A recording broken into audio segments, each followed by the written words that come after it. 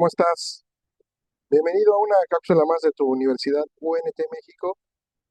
Estamos iniciando la segunda cápsula de la semana número 4 de la materia Principios Constitucionales y Fundamentos del Derecho Penal Económico, una materia que a lo largo de estos días ha sido muy interesante, esperando que los temas te hayan agradado y sobre todo también que te haya sembrado la curiosidad para entender todo lo que es la situación acerca del derecho penal económico.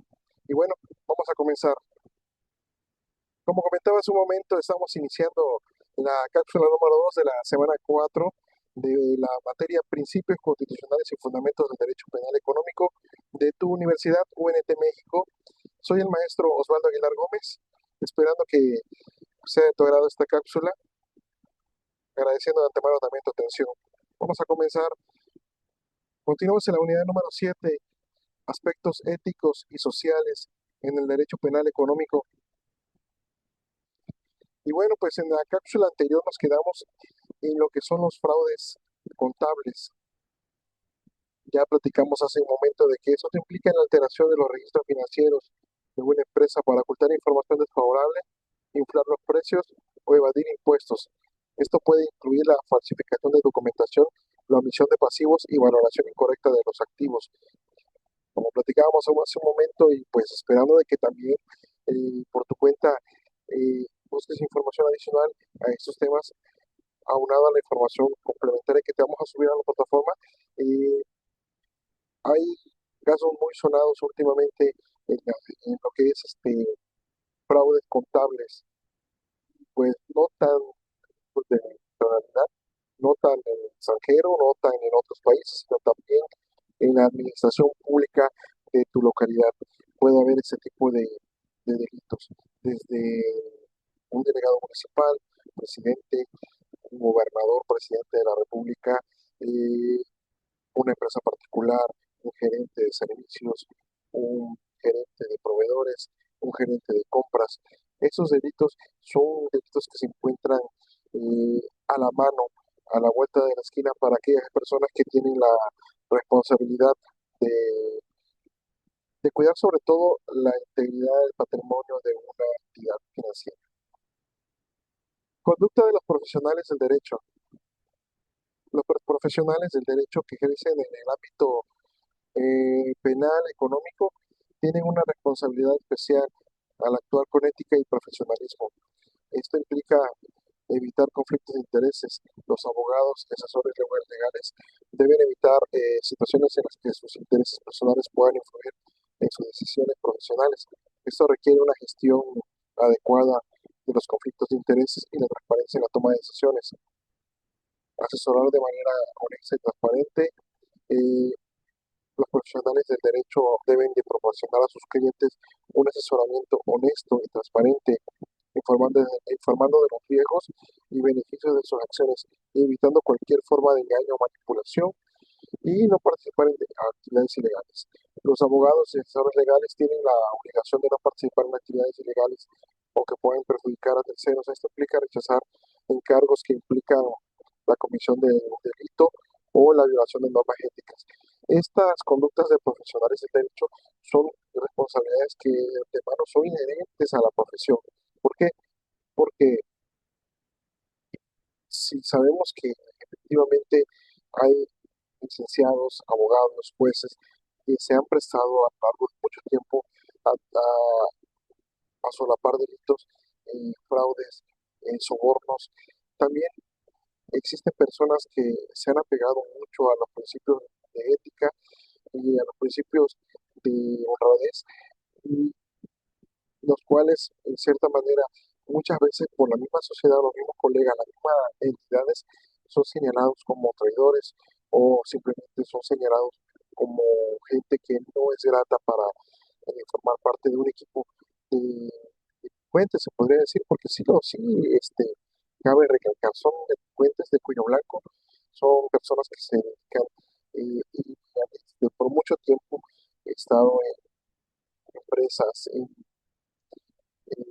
instituciones financieras, instituciones gubernamentales y han vivido en el área público realizando todo tipo de delitos como falsificación de documentos, cohecho, peculado, nepotismo, porque ha pasado también de que a pesar de que no es un bien económico, realmente sí hay manejo de influencias al meter gente de suma confianza y hasta familiares a las organizaciones.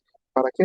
Para tener una complicidad más confidencial, más abstracta, más, más de confianza. Y es donde entra también lo que es el nepotismo, que no, como bien cabe recalcar, es un interés de conflictos, no es una situación de conflictos de intereses de patrimonio, sí es un delito porque están utilizando recursos eh, que son propios de la empresa para solventar sueldos de personas que muchas veces no están llegando a laborar, a trabajar, pero sin embargo son los encargados y emisarios de realizar múltiples delitos. La construcción de tipos penales fiables. La ética económica busca contribuir tipos penales fiables que castiguen las ofensas del patrimonio, separando el derecho penal de consideraciones puramente éticas.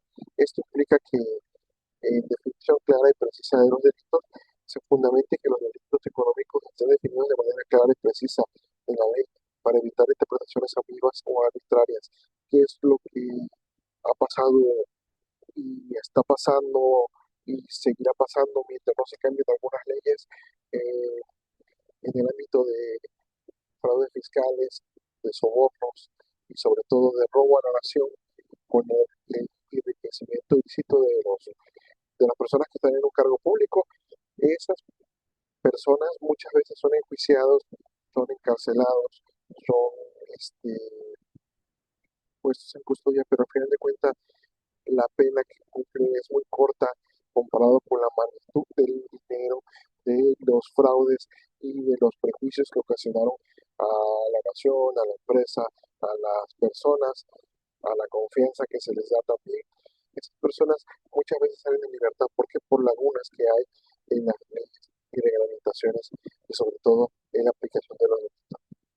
A veces eh, comprobado que una persona comete un delito, que una persona robó, que una persona hizo una malversación de fondos, que una persona compró algo que no existió.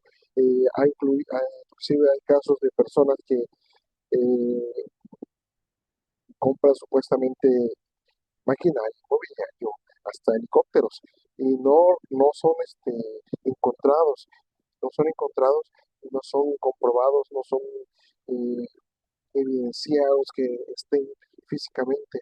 Son compras ficticias, pero ¿qué es lo que pasa con el gobierno actual? Al querer actuar y meter una sanción, son arraigados, son encarcelados, son inclusive hasta pasado de que están muy enfermos de salud y los meten a un hospital de alta tecnología con los mejores cuidados en calidad de detenido, cuando a una persona que comete un delito menor en una empresa o simplemente por cuestiones de necesidades eh, eh, menores, como son comer, mantener a tu familia, comprar medicinas, son encarcelados injustamente con penas realmente severas, a años de cárcel, de prisión, de maltrato, de confinamiento, a personas que han defraudado un patrimonio, eh, se podría decir, público, castigándolos de una manera muy amigable, se podría decir, para ellos. Si están enfermos, nos mandan a un hospital de máxima tecnología, con los mejores cuidados, en calidad de detenido, sí, pero como si estuviera en su casa. O también nos mandan a su casa a arraigo domiciliario. Entonces, aunado a eso, este tipo de lagunas que hay, inconsistencias, se interpretan de manera ambigua y, y pues obviamente son para beneficio de estas personas que no son encarceladas, no son enjuiciadas como tal y la proporción de la sanción es mucho menor a una de otra persona que cometió un delito menor. Es la separación del derecho penal de consideraciones puramente éticas. Si bien la ética es importante en el derecho penal económico, es fundamental que el derecho penal se base en criterios objetivos y racionales, evitando considerar puramente morales e ideológicos.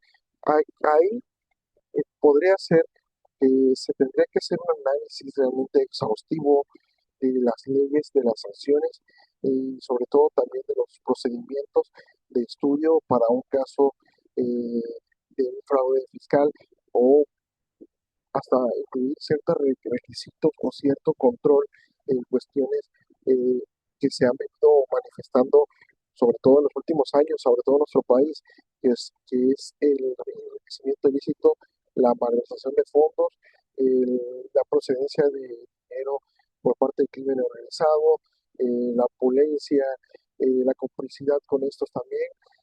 Entonces deberían hacerse unos controles muy estrictos sobre también quién es el que va a ocupar un cargo de alto nivel, de alto rango con toma de decisiones y manejo de fondos, manejo de patrimonio, manejo de presupuesto y manejo también de lo que viene siendo decisiones para adquirir ciertas cosas, como por ejemplo en el caso de las medicinas, el caso anterior que pusimos de unas medicinas que nunca llegaron, pero que fueron presumidas de que estaban en, en poder del sector salud, pero era mentira. O también famosísimo caso de Tabasco de Brigadier, que fue un robo este, comprobado, sin escrúpulos, pero pues al final de cuentas mágicamente esas personas logran nuevamente posicionarse, logran nuevamente pertenecer a la sociedad y buscar nuevamente un lugar en el servicio público, en la gestión pública. Increíble.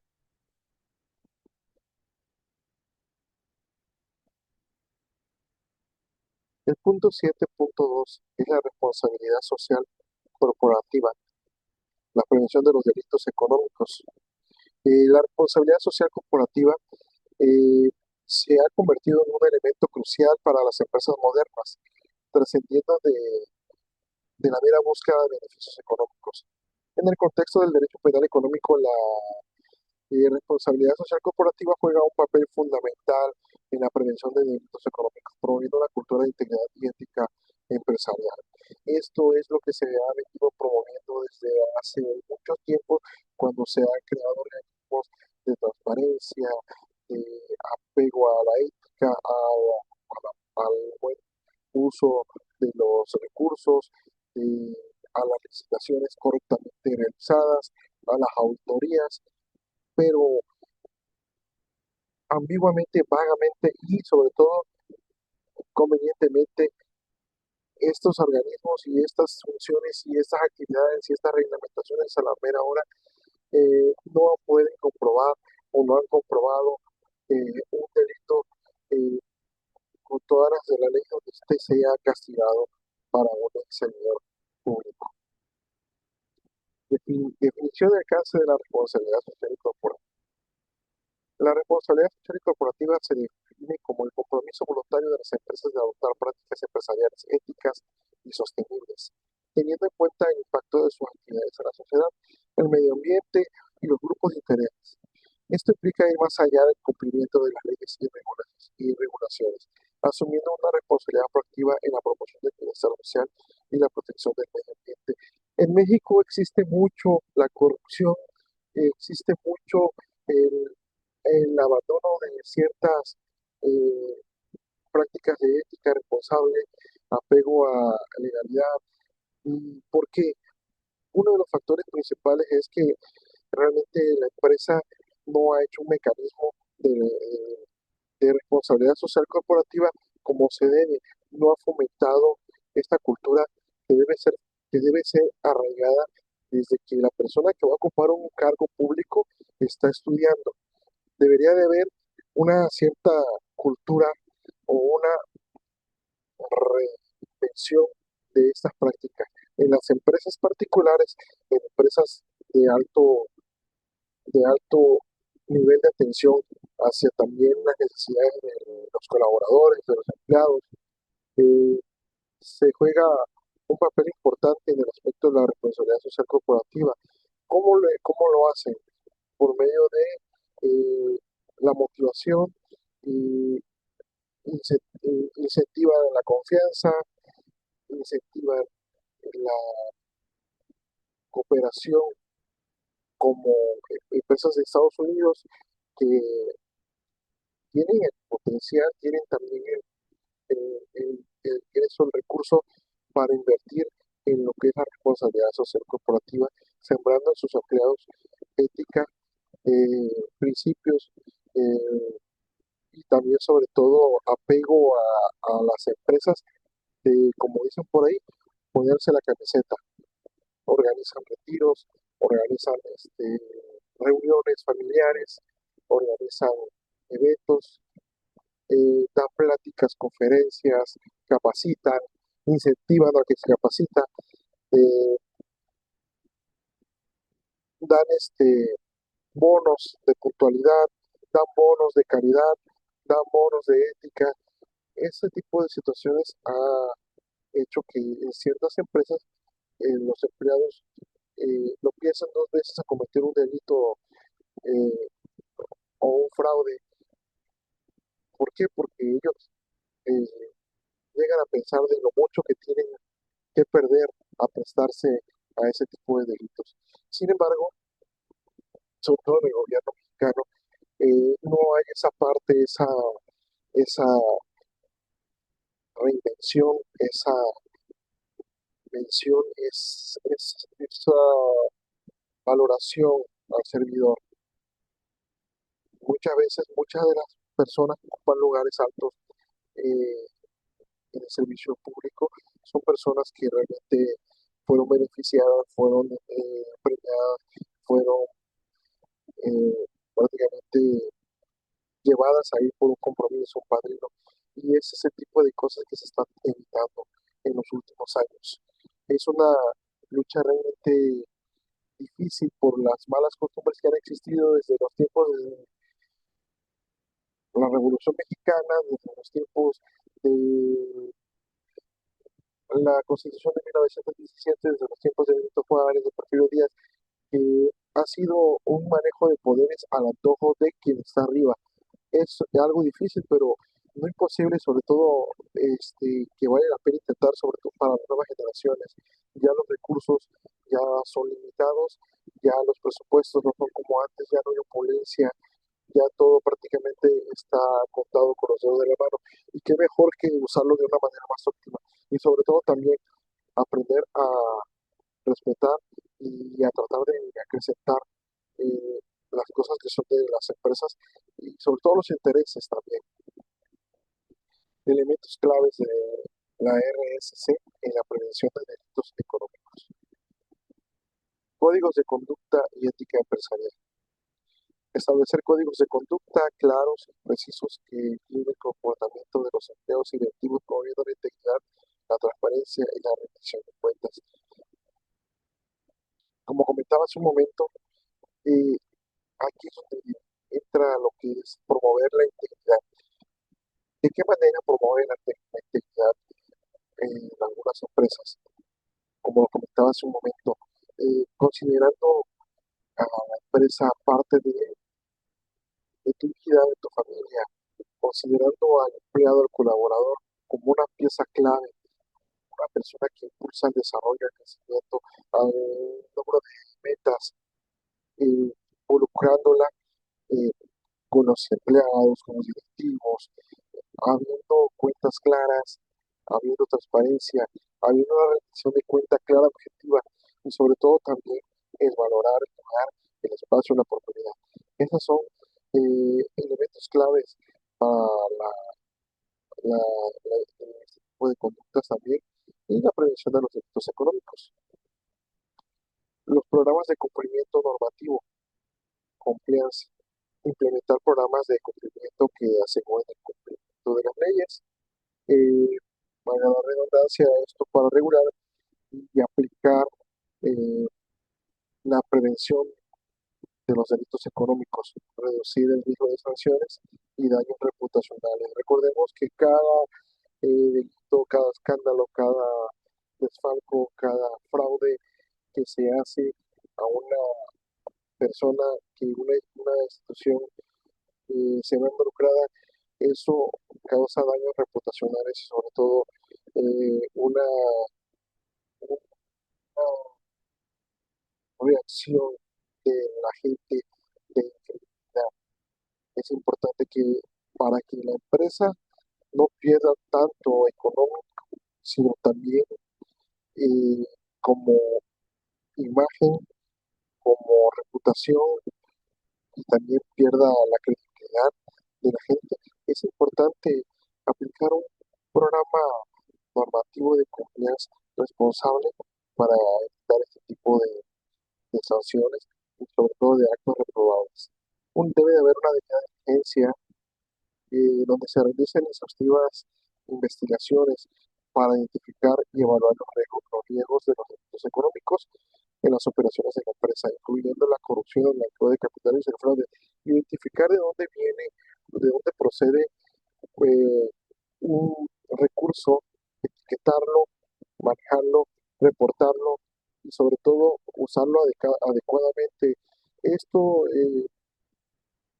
debido a cómo se podría controlar debido a pues, auditorías a corto plazo, a un control interno o a un control de toma de decisiones para la utilización de los recursos, que no dependa y caiga solamente con una persona, sino que sea eh, administrado por un grupo responsable que también tenga que rendir cuentas a alguien. Es la única manera y es lo más factible para que esto pueda ser algo que funcione mejor. Canales de denuncia. Establecer canales de denuncia confiables y seguros para que los empleados y terceros puedan informar sobre posibles irregularidades y delitos económicos sin temor a represalias. Esto es algo fundamental que funcionaría siempre y cuando se realice con un apego ético y sobre todo confiable para que las personas se sientan seguras y puedan denunciar alguna anomalía, algún acto de corrupción, algún acto de ingreso de dinero ilegal. ¿Por qué?